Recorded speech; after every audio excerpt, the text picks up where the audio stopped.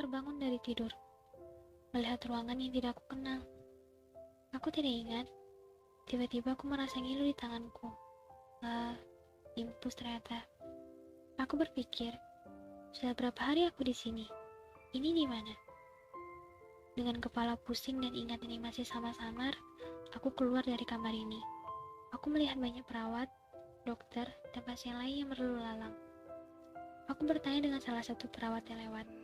Saat dia menjawab, aku mematung kaget. Ini di rumah sakit jiwa. Aku berjalan dengan lemas kembali ke kamarku dan mulai mengingat kenapa aku bisa di sini. Tiba-tiba kepalaku sakit. Ingatnya sama-sama tadi terlihat jelas seperti bayang-bayang hitam yang membentuk sebuah kenyataan. Tentang traumaku. Dan juga tentang ayah. Aku menjamah rambutku dengan kuat, memukul badanku yang terasa sangat sakit. Seperti ditusuk dengan banyak pisau. Sakit sekali. Ingin berteriak, tapi tidak bisa. Suaraku bahkan tidak keluar. Aku hanya bisa menangis. Hingga ada perawat yang lewat dan menghampiriku. Perlahan dia mulai memberiku suntikan penenang. Dan aku mulai terlelap. Saat sadar, entah sudah berapa hari aku tertidur. Aku disuruh menemui dokter yang juga menjadi konselor. Dia mulai memberitahuku tentang penyakitku. Dia bilang, aku terkena somatism disorder. Itu adalah penyakit kejiwaan yang ditimbulkan oleh stres dan cemas berlebih, yang mengakibatkan seluruh tubuh terasa sakit, padahal tidak ada tanda-tanda luka fisik. Ia menyuruhku turutin minum obat, terlebih jika rasa sakit hanya menunjukkan kepalaku, lantas pamit untuk keluar. Aku ingin ke taman untuk menghirup udara segar. Tiba-tiba aku melihat seorang gadis yang duduk sendirian. Tapi setelah itu ia langsung pergi, entah kemana. Gadis itu sepertinya sepantaran denganku. Hari pun berlalu. Rasa sakit di tubuhku masih sama. Tapi aku rajin konseling. Aku juga sering melihat gadis itu yang kadang ia muncul di hadapanku, kadang juga tidak. Terkadang aku ingin menghampirinya, tapi ia selalu kabur, entah kemana. Aku ingin berteman dengannya. Dan suatu hari, aku mengajaknya berteman. Dan untungnya, dia tidak menolak. Hari itu, aku tahu siapa gadis itu. Namanya adalah Gladys. Aku dan Gladys menjadi teman baik sejak saat itu. Ia teman pertamaku. Bahkan tak jarang ia menemaniku. Baik saat aku di kamar maupun saat aku ada jadwal konseling. Aku senang. Akhirnya aku punya teman. Saat mengedarkan pandangan, mataku menatap sosok yang tidak asing. Sosok yang paling aku hindari dalam hidupku. Sosok itu juga tengah memandangiku. Ia adalah ayahku. Sekelabat bayang-bayang tentang masa lalu menyeruak ke dalam pikiranku. Tentang bagaimana ayah memukuliku dengan botol alkoholnya, dan bagaimana tertekannya aku hingga aku ingin bunuh diri, hingga aku yang selalu ketakutan ketika melihat laki-laki. Semua bayang-bayang itu terekam jelas di otakku, dan aku takut saat ayah mulai mendekatiku. Aku mundur secara perlahan, kakiku lemas, aku mulai terduduk dan berteriak menyuruhnya jangan mendekat.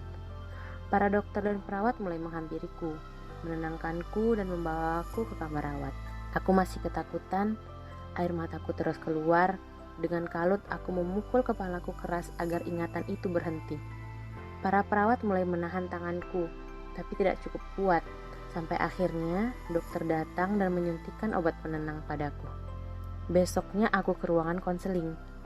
Aku menceritakan semua yang terjadi kepada konselor. Ia bertanya padaku, apakah aku ingin sembuh? Dengan cepat aku menjawab iya. Tapi mendengar cara agar aku sembuh, aku mulai ragu. Apakah aku bisa? Satu-satunya cara agar aku sembuh adalah memaafkan masa lalu, mulai berdamai dengan masa di mana trauma itu muncul, mulai mengendalikan emosi dan ketakutanku yang berlebih, dan mulai bertemu pelan-pelan dengan orang yang membuat trauma itu muncul. Membayangkannya saja, aku tidak sanggup. Saat keluar dari ruangan, aku melihat Gladys. Aku tersenyum saat menghampirinya. Aku bertanya padanya, kemana saja ia semalaman ini? Tapi ia hanya diam dan bertanya padaku dari mana aku tadi. Aku mulai menceritakan semua masalahku padanya. Hal yang tidak pernah aku lakukan kepada seorang teman sebelumnya. Gladys adalah pendengar yang baik.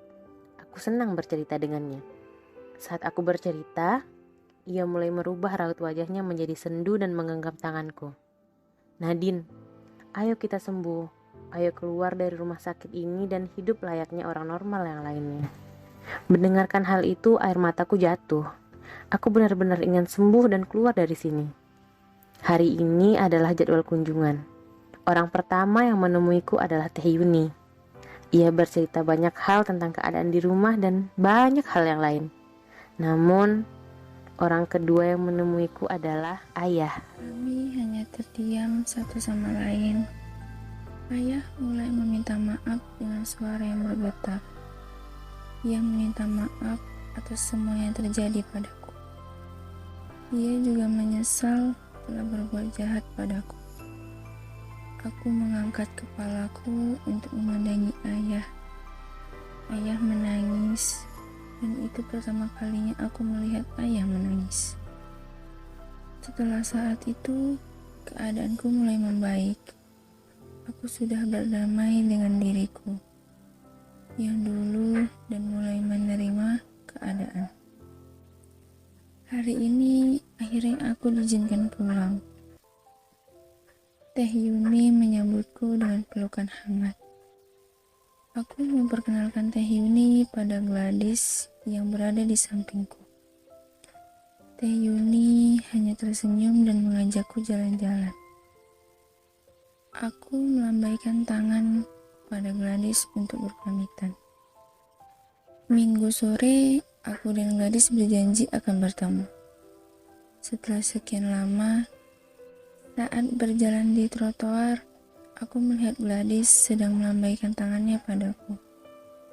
Ia berlari menghampiriku dengan semangat, sampai ia tidak melihat ke sisi jalan yang lain. Ada truk besar yang sedang melaju ke arahnya. Aku melihatnya, tapi tidak cukup cepat untuk mencegah hingga tabrakan itu pun terjadi. Gladys terpental lumayan jauh. Aku mematung memandangi tubuh Gladys yang tergeletak di jalan. Orang-orang mulai mengelilinginya. Aku benar-benar terkejut, bahkan untuk menggerakkan badanku sendiri sulit rasanya.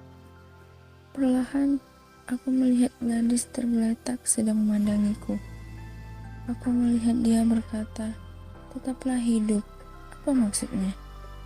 Kakiku lemas, kepalaku sakit. Aku berteriak sekencang yang aku bisa. Kenapa ini bisa terjadi? Aku terbangun dan membuka mataku. Aku melihat ke sisi sekitarku. Aku kenal kamar ini. Ini di rumah sakit jiwa. Saat keadaanku mulai membaik, aku pergi ke ruangan konseling.